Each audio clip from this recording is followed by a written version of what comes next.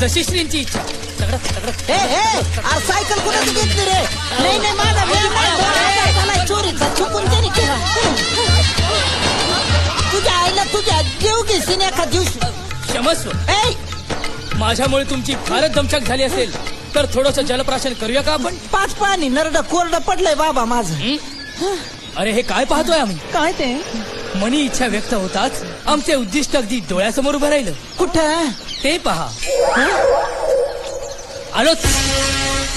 सारा वसूल करून येतो. चिमलेल्या बांबूनी फोकलून काढलं पाहिजे याला. काय बोलते दादा? दुष्ट कुठचे? तू एक हेमल्या त्याच्या जोडीला. दादा मी येते. कुठं जातोयस आता? इथं. मग जा की उभा राहा. इथं कोण बघायला लागलं? सावटच दादा तुम्ही काहीतरीच काय तुमचं. हो तिकडे. ए थांबाय मी येतो.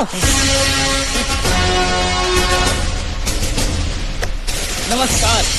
नमस्कार. असो. बिस्लेरी संस्थानाचे जल आपल्यापर्यंत पोहोचले असल्यास 2 घोट प्यावे म्हणतो. नक्की काय पाहिजे तुम्हाला? बिस्लरीचं पाणी द्या साहेबांना. बिस्लरी नाही, ऍक्वरीचे. चालवून घेऊ.